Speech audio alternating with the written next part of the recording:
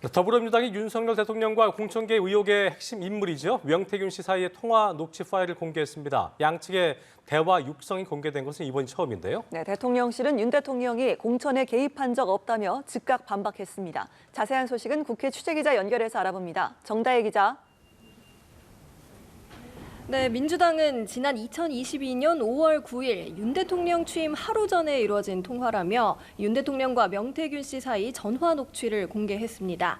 이 통화 녹음에는 당시 윤 당선인이 공천관리위원회 김영선 전 의원과 관련한 언급을 했다는 취지의 음성이 담겼는데요. 직접 들어보시죠.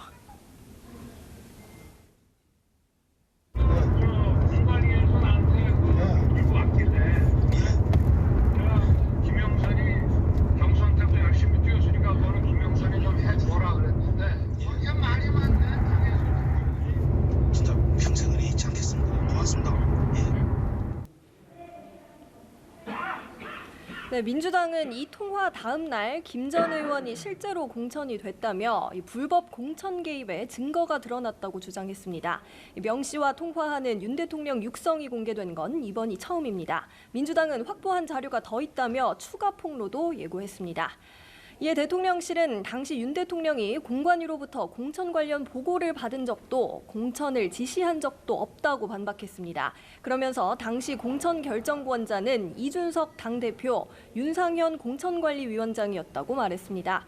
또 명 씨와의 통화는 특별히 중요한 내용이 아니었고 명 씨가 김영선 후보 공천을 계속 이야기하니까 좋게 이야기한 것뿐이라고 설명했습니다. 이번 공천 개입 의혹과 관련해 당시 국민의힘 대표였던 이준석 의원은 명 씨로부터 김영선 전 의원 공천을 부탁받았지만 당헌 당규상 원칙만 설명했다고 밝혔습니다. 당시 공관위원장이었던 윤상현 의원은 누구에게도 외부 개입이나 압력을 받은 적이 없다고 말했습니다. 네, 김 여사 문제 해법을 두고 여당에서도 고심이 깊어지는 분위기라고요. 네, 국민의힘에선 김 여사 문제 해법을 두고 내홍이 이어졌는데요. 한 대표는 오늘 아침 회의에서 재차 특별감찰관 필요성을 강조했습니다. 미래 비위를 예방하는 데 중점을 둔 제도라면서 이 민생에 집중하기 위해 지금 특별감찰관을 임명해야 한다고 말했습니다.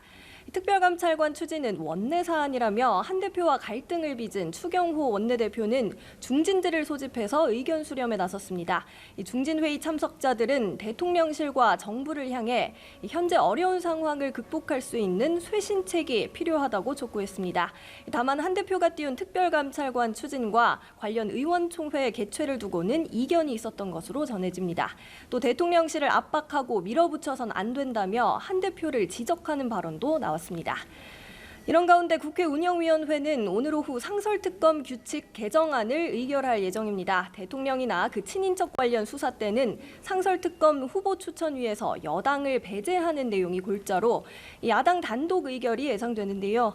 국민의힘은 야당 단독으로 소위를 통과한 데 이어서 또 단독으로 의결하는 건 헌정사의 오점으로 남을 입법 폭거라고 비판하고 있습니다. 지금까지 국회에서 전해드렸습니다.